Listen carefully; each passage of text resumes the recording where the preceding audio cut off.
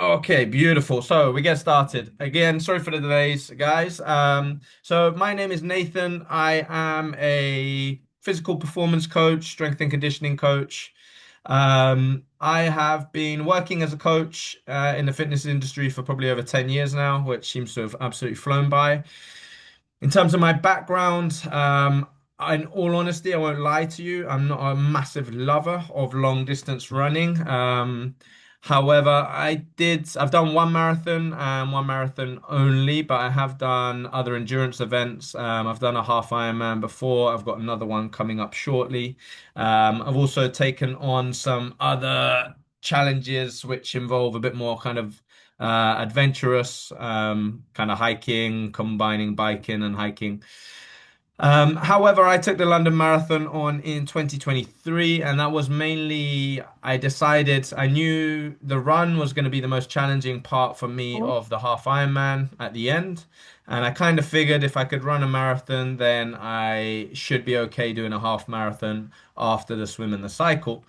And in all honesty, I think it did serve me well. The ability to run that distance over 42K definitely helped me feel fitter and stronger when I went into my half Ironman. I think it was a month or so later. Not to say that the marathon was easy. I probably found the marathon harder. My experience of London was not probably not the best. Unfortunately, I got food poisoning a few days before. I think I had a bit of a stomach bug, which was strange. I don't think I remember eating anything particularly funny. And it meant that I couldn't really eat much in the days up to it. So for me, when I got to the kind of towards the end, the latter stages, probably around 17, 18 miles, um, I couldn't bring myself to have any gels, so I was pretty low on fuel. And it was safe to say the last part for me was very tough. But all of those experiences kind of helped me bring and share what I've done and how I felt. And the goal really of this is just to help share some of my knowledge and help you guys to arrive at the marathon feeling strong, injury free, and ready to perform to the best of your ability. So, with no further ado, let's start cracking through the slides. Boom, boom, boom. Okay, cool. So, a lot of runners don't fail because of their fitness. They can often fail because of what they do in the final few weeks. And of course, take this with a pinch of salt because, yes, if you've done absolutely no training up to this point, then yes, you are going to struggle a lot on race day. But it's important by now. You guys, I believe, are just around 3 weeks out. I think it's on Sunday the 26th. Oh, so the important thing for now is really just trying to keep your bodies fit, healthy, and strong, and trying to make sure you do not pick up any niggles or injuries over the last few weeks. Yes, in reality, you're probably not going to make any huge changes to your fitness levels now. So whether or not you've done enough training, there's no point trying to cram stuff in now in the last couple of weeks because if you do overdo it and you injure yourself, you are not going to be in a position you want to be come race day.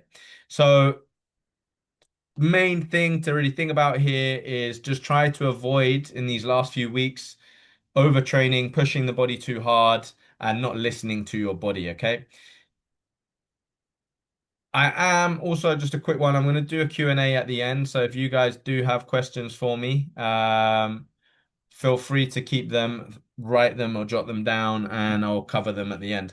So what we're going to cover today, a few tips on how to stay injury free, looking at kind of what to do and what not to do in the final few weeks. I put a little bit in around nutrition as well, which I think might be useful, and a few tips around kind of race day and the last kind of build up into race day. So kind of just touching on what I just said, but key principle to remember. You are not trying to get fitter now. You should have hopefully done most of the hard work already. Your main mission over the next few weeks is to stay healthy, stay sharp, arrive confident. Okay? You want to be getting to race day feeling like your body is rejuvenated. Don't want to feel like you're rocking up feeling fatigued, picking up lots of niggles. And if all of you have been following a training program, which hopefully you have and you're not winging it, um, now over the next 2, 3 weeks is going to be your deload weeks, where you're really starting to bring the volume and the intensity down a little bit. And you should be thinking more about your recovery and just trying to make sure that your body feels fit and strong. If you have picked up niggles, now is the time to be thinking about potentially getting some sports massage, seeing physiotherapist. You don't want to be waiting right until that last week to try and look after these things. So if you're starting to, maybe you've done your last long run, the weekend just been, and if you are feeling like you're starting to pick up a niggle or something like that, my suggestion would be try and get to the physio or try and get for sports masseuse or rehab this week or as soon as possible, so that you're not waiting, playing a waiting game, and you get to the final week and think, oh no, I need to go and see someone. Okay, 4 key pillars for success. Number one, first and foremost, stay healthy. Move well. So again, over the next few weeks, trying to look after your body, trying to be as efficient when it comes to how your body actually moves is going to be important.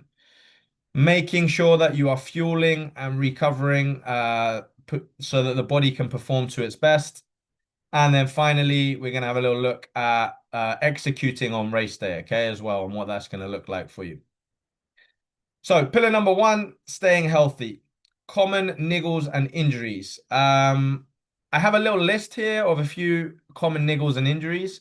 But what I thought I would do is for you guys in the chat, maybe what you could do is put into the chat box for me some of what you think might come up. So maybe things that you've had yourselves or areas that you think probably is going to be quite a common place for people picking up niggles and injuries.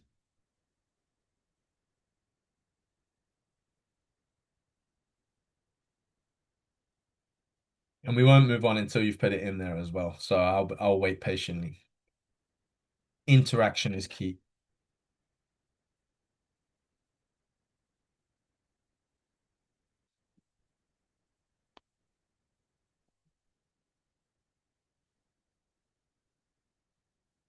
What was the question? The question was, what are some of the most common niggles and injuries that you think that you've either picked up yourself or you think that runners are going to be experiencing in these kind of late stages towards pushing into the that final block of the marathon? Hamstring, cool. Daniela, anything for you? Any thoughts? Hamstring's an interesting one.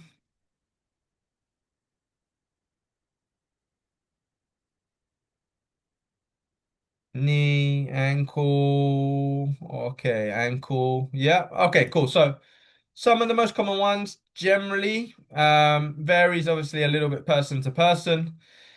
So Achilles stiffness, which kind of links into feet and ankle, that is quite a common one.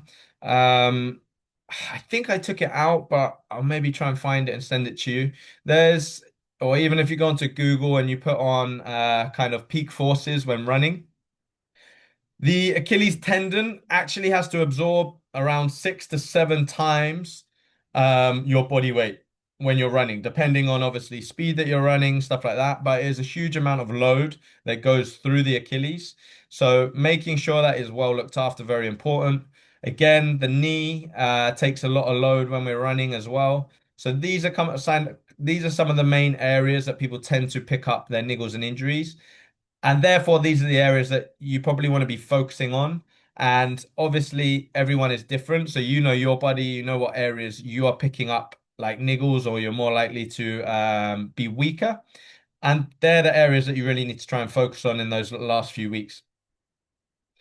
As I put here, these are warning signs, so try not to just ignore it, okay? For example, if you did a long run at the weekend and you know that you're okay, so say for example, your ankle has been playing up, it's sore, it's problematic. If it feels like what I've mentioned here, the 24-hour rule, so I would say if it feels like it's not improving or it's not kind of you've resting it and you're not feeling much change, it still feels problematic, sooner rather than later, try to address it. Okay. So try and go and see somebody that you know is going to be able to give you at least a diagnostic and see what's wrong. And then from there, you can start to make a little bit of an action plan of what you need to do. Sometimes people leave things way too long in the hope that doing nothing is going to improve it. When a lot of the time, doing nothing is probably not the best thing anymore. A lot of the time, for example, with tendonitis, tendinopathy, actually strengthening that area and adding load is important, but just making sure that we're managing it correctly. So again, this slide is a little bit around load management, getting you to understand some of the different things that will go into load management. So most of the time, injuries and niggles occur when there is kind of that misbalance between our training load and how much train intensity and frequency volume we're putting on the body and our tissues, so essentially our ligaments, tendons, muscles, their capacity to cope with it. We also need to consider, so you can see kind of on the image on the right hand side, which I liked. So we've got our workloads, but the thing that we need to kind of balance with that is also looking at our recovery, our sleep, and our nutrition.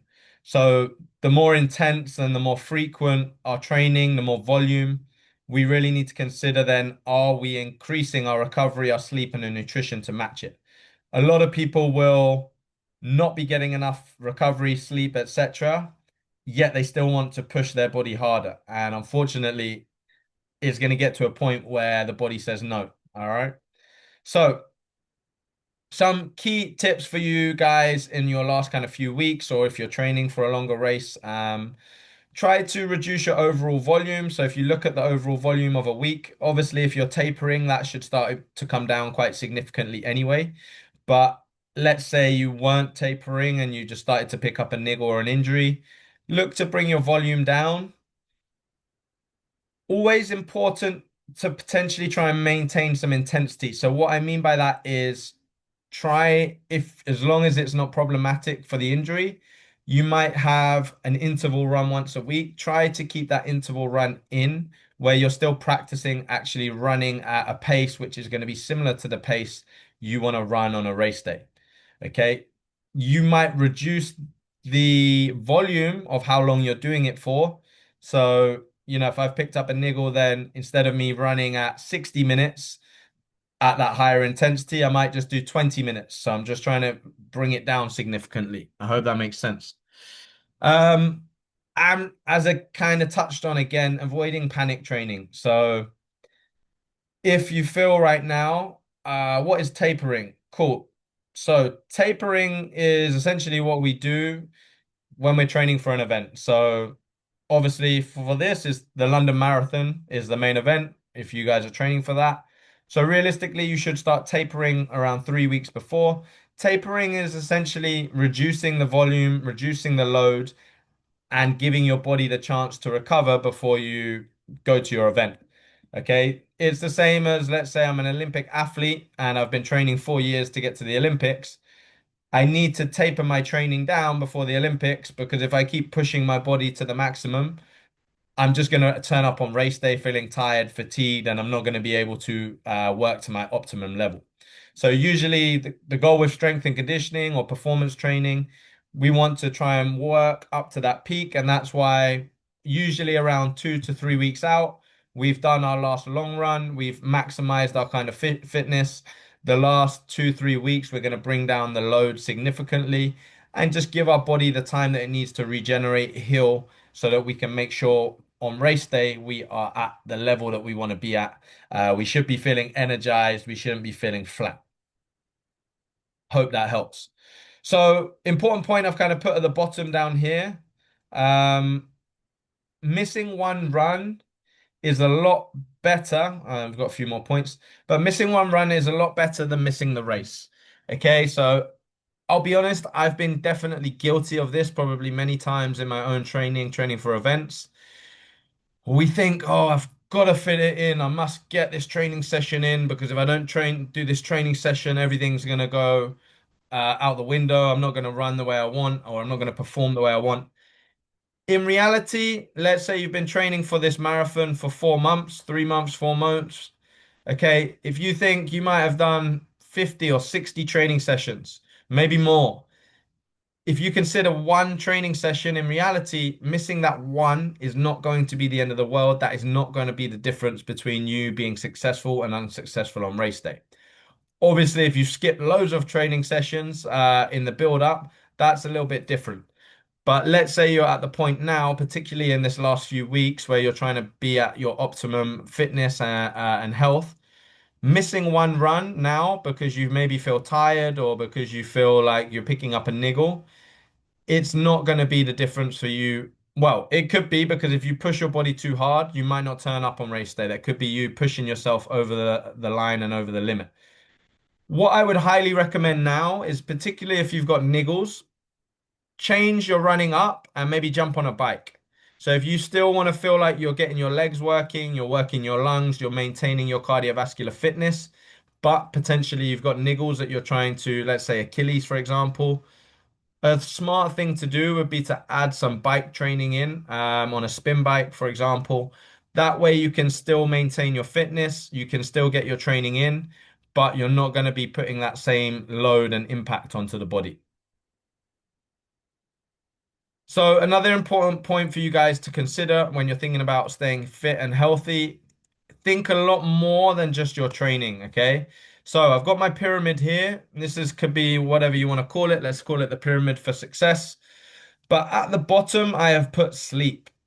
Okay, if you are trying to perform at your peak on minimal sleep levels, the high is highly likely you are going to pick up niggles, you're going to pick up injuries, and even if you don't get them, the chances of you performing at your peak is going to be very minimal. From a cognitive perspective, from a muscular perspective, sleep is critical for helping us perform. Um, if you don't believe me, go and read the book Why We Sleep by Matthew Walker. That was one book that really kind of opened my eyes to just how important sleep is. So sleep nutrition, again, very, very important. It's going to help us recover. It's going to provide us with the energy that we need. And I will go into a little bit more detail in nutrition in a second. The other thing is stress management. So the large majority of us as amateurs that do these races, such as the London Marathon, we are not professional athletes. A lot of us will have commitments outside of training, which might include work, family life, social arrangements.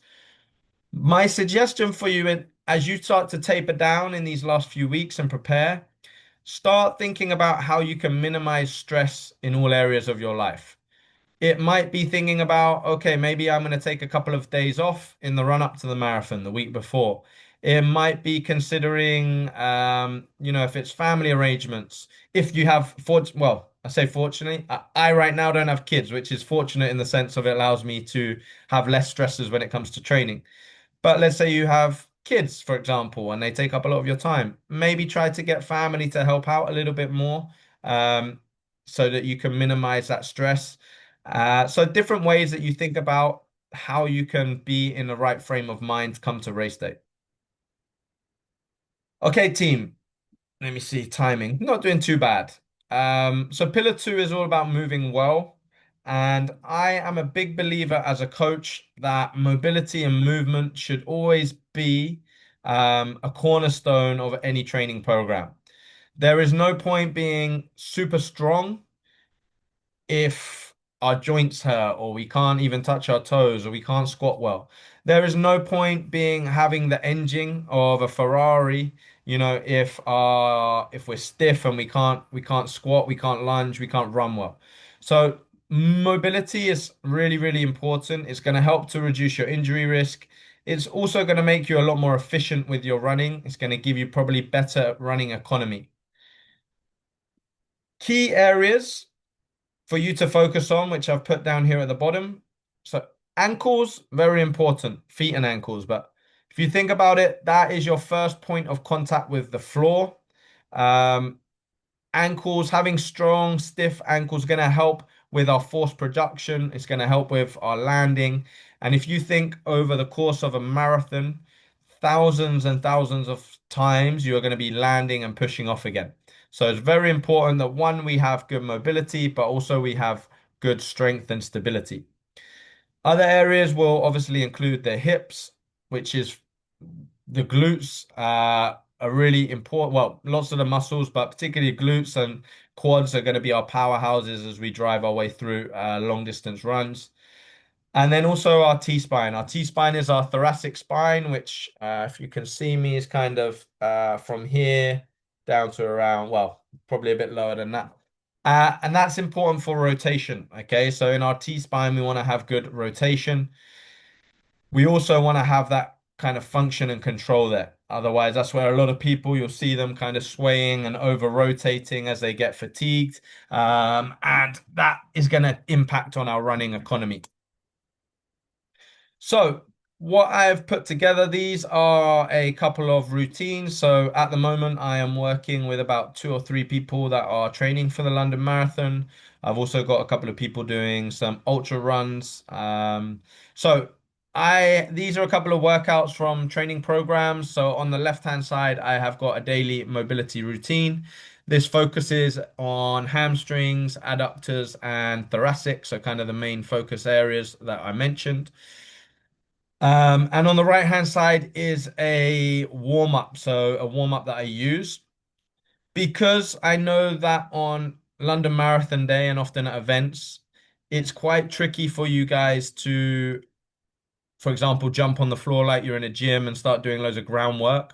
So what I did today was before I went out for my run, I actually filmed a warm up that I would suggest you could use on race day.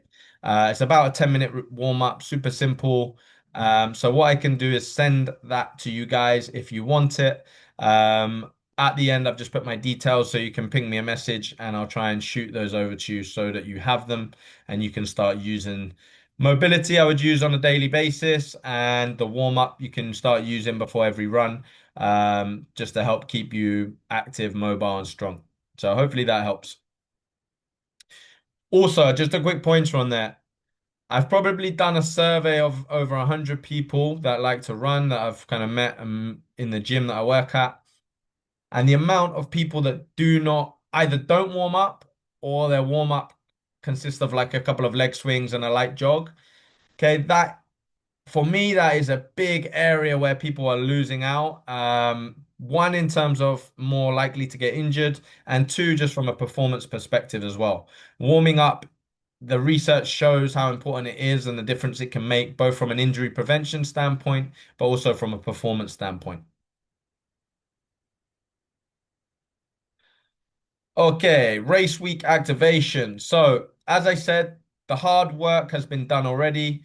The final week is all about you just kind of being fresh, feeling recovered for race day.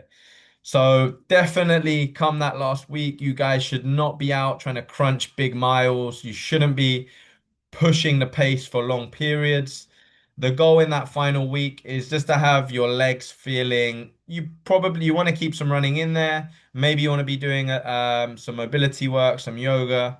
You might want to be doing some little bit of activation for your glutes and core, but you don't want to be doing anything that is going to be overly fatiguing and tiring you out. Okay, you want to feel active, you want to feel awake, and you want to feel ready.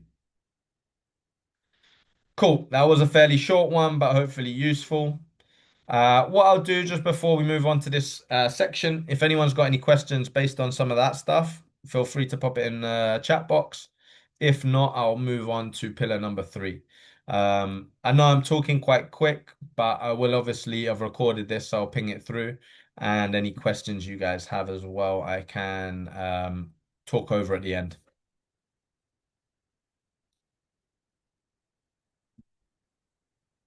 Cool. Doesn't look as though you guys have any questions, so I will continue. So, pillar three, fueling and recovering. We, the big mistake. Wonder what the big mistake is.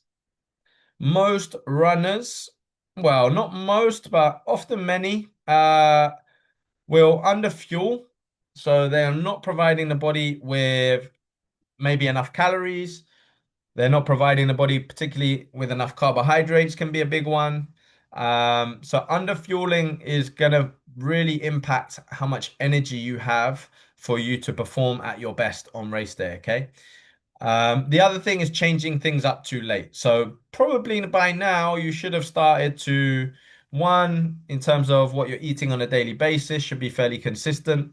And two, in terms of like gels, race day nutrition, you should be fairly kind of comfortable with how you react to different gels, what you're going to use on race day and things like that. Okay, so 3 weeks out, daily nutrition targets. So on the left-hand side, I have got your kind of macronutrients, so carbohydrates, protein, and fats down the bottom. And then I've also got obviously one for hydration, which is not a macronutrient, but water is critical and staying hydrated. Sorry, I've got the hiccups. So, number one, carbs. Interesting. Can any of you guess roughly how many grams of carbohydrates per kilogram of body weight do you think you should be consuming a day? So, I'll repeat that again. How many grams of carbohydrates per kilogram of body weight do you think you should have a day? And that is going to fluctuate. It's going to be more obviously on long, harder training days, and it's going to should be a little bit less on the others. So Oris gone with 1.7. Anyone else got any guesses? Daniela, Cranthi, any ideas? If you guys are training for it, hopefully you should have a decent idea on this. All right. So, in terms of carbs, we are looking for somewhere around 5 to 7 grams per kilogram per day. Okay. So that can fluctuate. So on harder, longer training days, that might be up to that kind of 6 to 7 grams per kilogram. And on lighter rest days, it's going to be little bit lower, might be more around 4 to 5 grams per kilogram. Carbs are obviously going to be one of your main, well, it's your primary fuel essentially for your running. We can use fats as well, but depending on kind of what state and where you're working at in terms of energy systems, carbs are always going to be more readily available, easily absorbed, and they're going to be your primary fuel source. So if we look at that, as an example, so 75 kg athlete, which is roughly what I am. What that would look like for me is somewhere between 375 grams to 525 grams of carbs a day. If we looked at that in terms of calories, well, one carbohydrate, 1 gram of carbohydrate is 4 calories. So let's just say we set a benchmark of 400 grams a day, times that by four, that is going to be 1600 calories of carbohydrates that I would be consuming at the lower end of the spectrum a day, um, which could fluctuate and be higher. My suggestion, one thing that you guys can use, obviously, as a good tool these days, is using something like ChatGPT, and you can put in your body weight. For example, you could do your use something called a TDEE, which would be your total daily energy expenditure. Put in, for example, how many grams of carbs roughly you're going to be consuming a day. And then things like ChatGPT can help give you a breakdown of how you might integrate those carbs into your day and what that amount of calories might actually look like in terms of from a food perspective. Hopefully that helps. So next one, protein. Again, this might vary a little bit, but roughly the research shows probably for endurance athletes, with hopefully you guys doing a little bit of strength training as well, we should be looking for a minimum really of 1.6 grams per kilogram a day. So again, if we used myself as an example at 75 kilograms, I should be looking for somewhere between 120 to 135 grams of protein a day. One thing I would say with protein in particular is that we can only absorb so much in one sitting. Usually, I think it's somewhere around 25 grams to 30 grams at a maximum. So if I'm having one big meal where I'm trying to cram all of my protein in, it's probably not gonna, my body won't absorb it all and it's gonna excrete it. That is why, for example, bodybuilders, things like that, they'll try and spread their protein over the course of the day.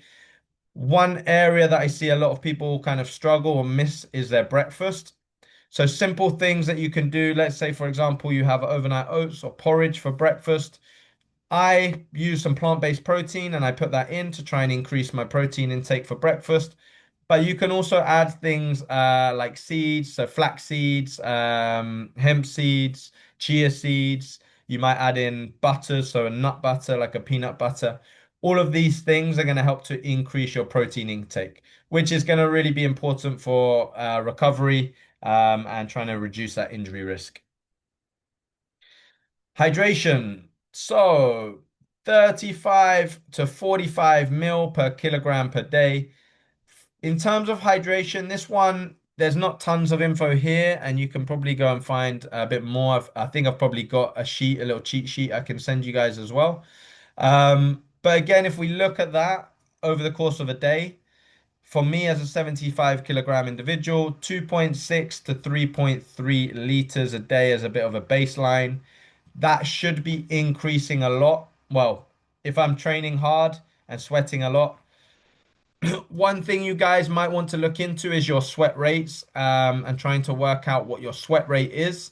Because if you do that, that can enable you to work out exactly how much you need to rehydrate, essentially. So again, you might go on Google or you can go on to ChatGPT, put in how do I work out my sweat rates. It's going to give you a bit of a breakdown and a formula for how you can go away, calculate that, and then you can create a bit more of a personalized hydration plan that's going to be specific to you. Finally, fats. So fats, important that we don't just completely forget about fats. For endurance athletes, fat is also very important because if we run out of carbs, the next thing we're going to look to break down is fats. So roughly here, zero point 0.8 to 1 gram per kilogram per day, looking at roughly 60 to 75 gram of fats. Obviously, just because you're running a marathon, don't think, oh, I can just chuck in chocolate cake and stuff like that for my fats. Yes, if you're struggling with calories, you might choose to add in a bit more treats than you would do normally.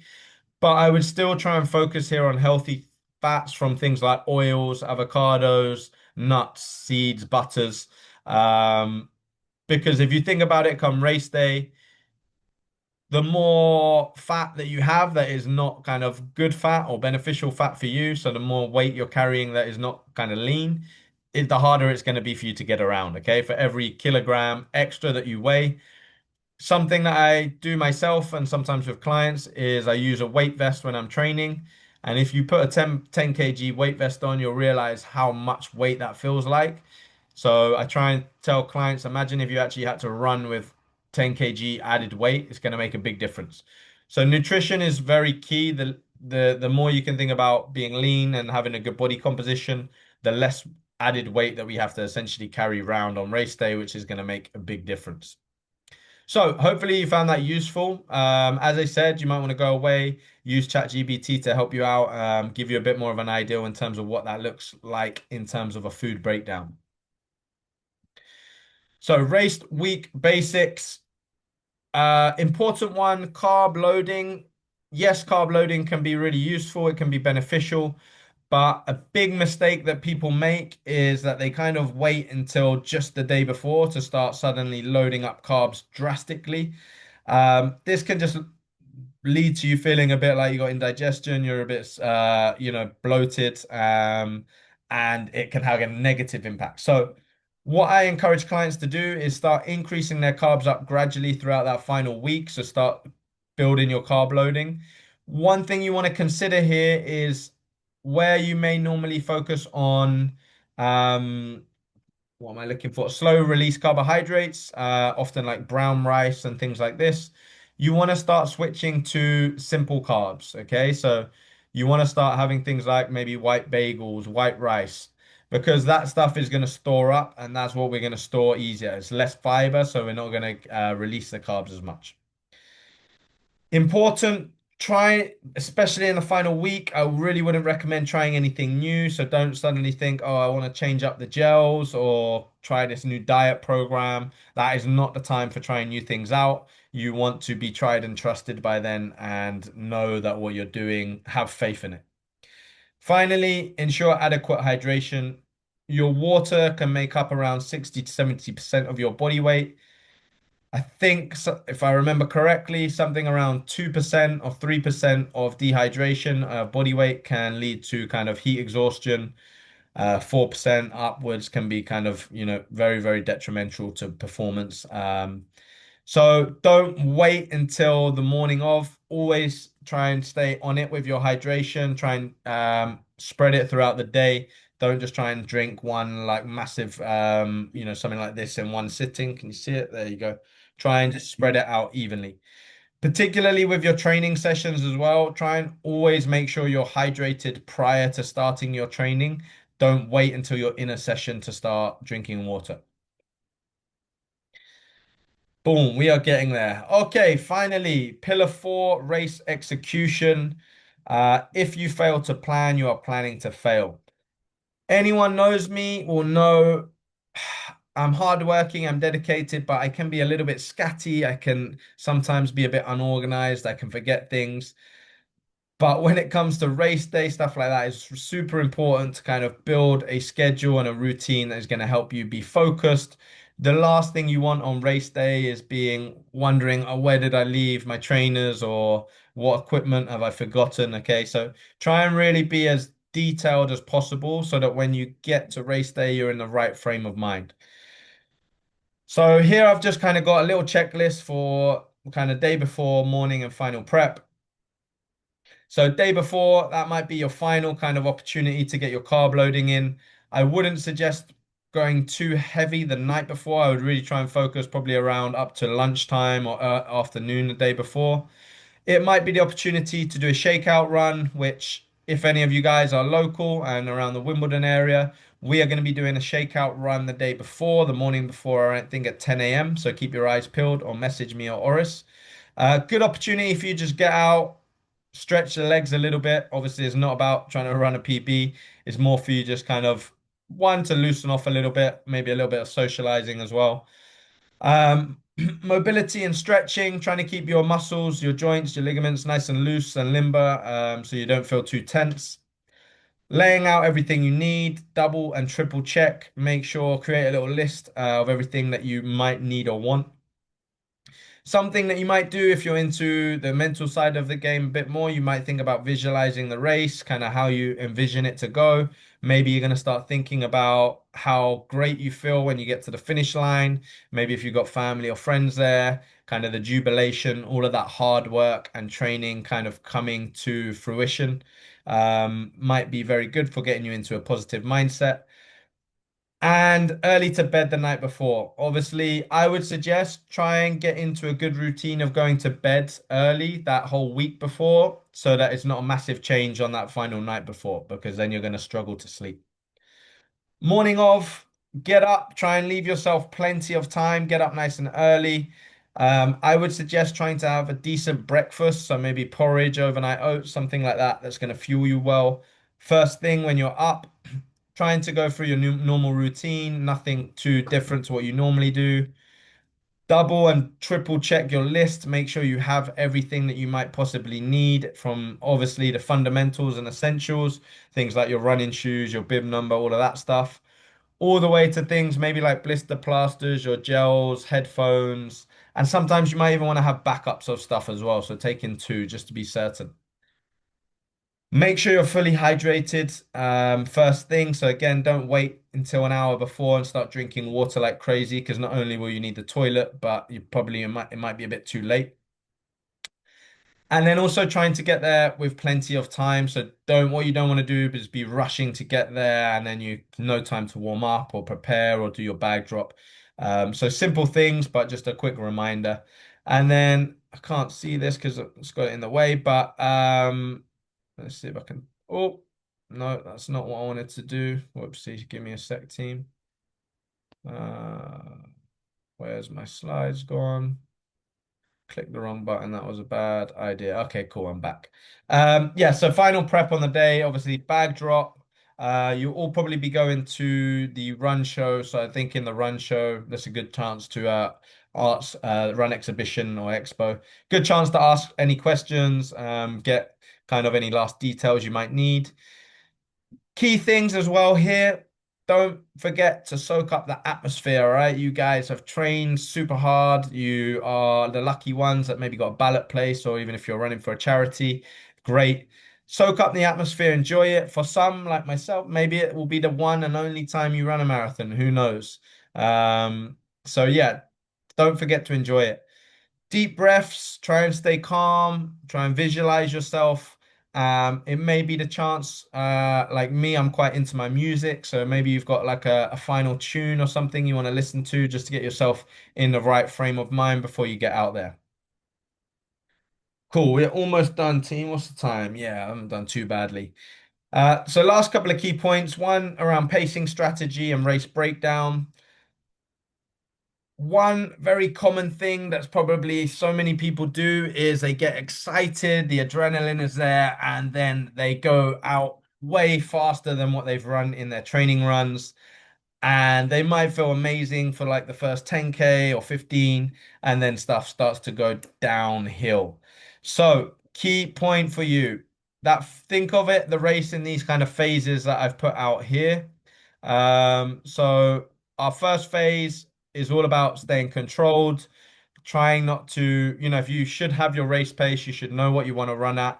There are paces obviously on the day, so just try and stay on it, stay with them. Don't get too carried away, don't get too excited. You should already be hydrated. So potentially looking at, you know, you shouldn't need too much at these first aid stations.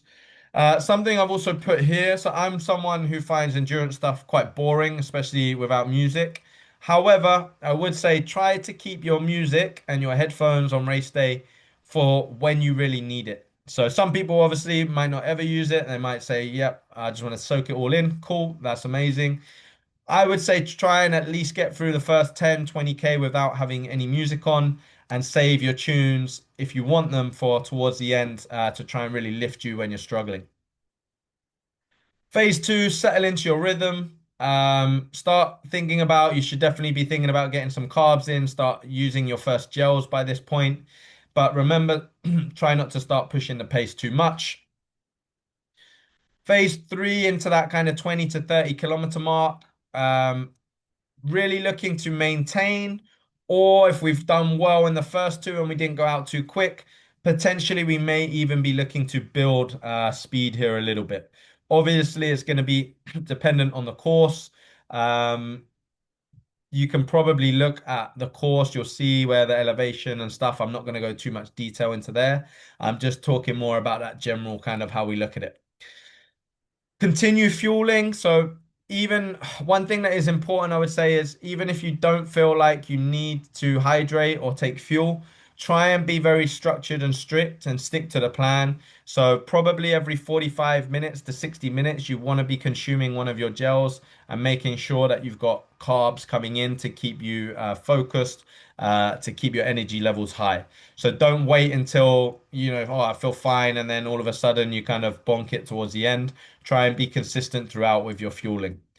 Yes, when we get to that final phase, that last kind of 10 plus K, it is more than likely going to be a mental battle. It is going to be a push. Um, Try to really soak up the atmosphere. There's going to be people calling your name. For me, man, I'll be honest, I was in a really dark place. This was a hard time for me. I think the fact that I went into it with very minimal fuel from kind of food poisoning or whatever I had, man, my legs, my calves were cramping. I was in a bad place, but I just tried to soak it up. I had some tunes on. When people were giving me, I remember someone gave me an orange, and I just let that pick me up. And I just reminded myself how grateful I am to have the opportunity to be out there on this course, raising money for a charity that I believed in. And I think in that last 10K or so, you've just got to dig deep. You've just got to show yourself what you are capable of, and you got to believe in yourself at the end of the day. I've put at the bottom, discipline early equals reward later. So, like many things in life, if you can be disciplined in the earlier stages, you will get your rewards. If you don't have that discipline early, then we can't always expect to get the result we want in the end. Cool. Winning the mental game. So I think this is pretty much my last slide. So TMG, the mental game. Yes, a marathon is going to be hard. It should be hard. You are pushing your body potentially to new limits somewhere it's not been before. Here are four different things that I have used personally to help me when times are tough. At the top, I've put your why. So what I mean, why on earth are you on this course in the first place? What made you sign up to do this marathon? For some of you, it might be that you're raising money for a cause you believe in. For some of you, it might be that you just want to push your body and see what you're capable of. Whatever it is, know what your why is. And when times get tough, get into your own head and remind yourself why this is important to you. Why must you succeed today? What does it mean to you? What will it mean at the end of the day when you know you didn't give up, you didn't when things were tough, you were able to push. For me, this is one of the reasons why I do horrible challenges and take things on, is because I like to see what I'm capable of. We get one life and I want to see what I'm about, what I can achieve. And by pushing myself in these physical events, it often gives us a lot of hardiness and resilience for life in general. The next one I've put is chunking. And this again is something that I do. I remember doing it a lot in my last half Ironman. Chunking is essentially just what I mean by that is not looking to the end. Okay, so don't worry about the finish line. Think about it might be as little as the next kilometer. Okay, so you might just be thinking, just get to the next mile. I remember on the London Marathon when I was dying towards the end, I was literally just thinking, like, I think they have kilometer and mile checkpoints. And I was like walking, and then I was like, right, just each K you get to, you're gonna jog for a bit, okay, and then you might finish by walking. But having these little baby little chunks in mind and not thinking about the end, for me, that's critical, and it really helps me just kind of stay in the game and not. I think we can get very demotivated if we think too far ahead, and we think, oh my God, how on earth am I gonna get there? Another one for me, which is big, is music. I love music, and having the right tunes at the right time can really, like for me again, even when I felt knackered towards the end of the race, certain tunes come on and it just really lifted my spirit. It almost found this energy from nowhere. So, potentially, you want to have a few bangers on your playlist that is going to help you get over the finish line towards the end. And finally, gratitude. So it may sound a bit cliche, a bit cheesy, but like remind yourself, be grateful that your body is capable of achieving these things. Be grateful for like the hard work and all of the time that you put into your training for this opportunity, for the London Marathon. This is one of the best marathons, if not the best in the world. Um, and just be grateful for it. Be grateful for that opportunity to push your mind and your body and see what you're capable of. Okay, team. I think yes, we are at the finish. Sounded and felt like I have done a lot of talking, which I have over the last 45 minutes or so. If any of you guys have any questions now, I am very open to taking your questions. So if you want to either unmute yourself or pop them in the chat box, I will do my best to answer them. If I don't have the answer, I can try and find the answer and get back to you. Otherwise, I hope you guys found at least one part of this useful, something that you can take away, you can kind of put into practice. And also a couple of things for you guys. So I mentioned the warm-up routine and the mobility guide. So if you guys give me a follow, if you're on Instagram, it's Coach Nate underscore HLP. If you send me a DM and I'll make sure that I send you over the mobility and the warm-up routine. I'm also doing a special offer right now, so I am a sports masseuse too. I don't know where people on this recording are from, but if you are fairly local, I live in kind of Kingston, Surbiton area. I'm doing a special offer for marathon and half marathon runners. And if you buy 3 massages, essentially you'll get the fourth three. So if you want to use some sports massage, which I would recommend in the last kind of run up to the marathon, then here's a good opportunity for you to get it at a slight, well, discounted rate, especially compared to certain places and what you might pay up in London. As part of the sports massage, I'll also do kind of like a little bit of an assessment to see what areas of the body that you need to focus on. One other very important thing, if you guys are local, you're around Wimbledon, please do come along to our Sunday service run club. Hopefully, most of you probably found out about this talk through Sunday service. So we've got another chat similar time next week, which is with, I think, a couple of physios. And we're also doing our shakeout run on the 25th, so the day before. But Oris will be putting out plenty of information around that stuff. Uh, I'm presuming I haven't heard anything. So, any questions? It doesn't look as like we have any. Otherwise, you guys are free to disappear. I'm, Obviously, if you have I'm going to questions. jump in quickly. Yeah, Oris is, yeah. Yeah, I just want to say thanks for running the session first of all, and that was awesome. I also learned a lot from that actually. So thank you. And I just want to say thanks to Senti, Daniela, and Kranthi. Hope I've said your name correctly for joining the session as well. As Nathan mentioned, just out of interest, could you drop in the chat where you're all based? Are you based? Are you in Southwest London? Are you local to Wimbledon? Brooklyn. Oh wow, that's awesome. Crazy. So if you're ever in London, come check us out. What about you, Kranthi? Where are you based? So, uh, Oh, San Fran. Oh wow, wow. Where got all the that's really Americans on awesome. tonight? No locals. What about you, Senti? Actually, I know Be funny if Senti's also. Rumford. Rumford, amazing. Wow, So what that's would be incredible. super cool, guys? I don't know how long you guys are over for from San Fran and Brooklyn, but would be super cool for you guys to come down if you can to our shakeout run. It would be lovely to meet you guys in person and kind of introduce you to our little That's a community. good point, actually. Yeah. Where are you guys staying in London for the marathon? Just out of interest. Again, not trying to. I'm just trying to see how. It'd be good to actually, as Nathan mentioned, because actually, have you guys down. I take you are running the London Marathon, Yeah, or they're you could also be preparing for other both marathons. You both running the are. London Marathon? Just check in.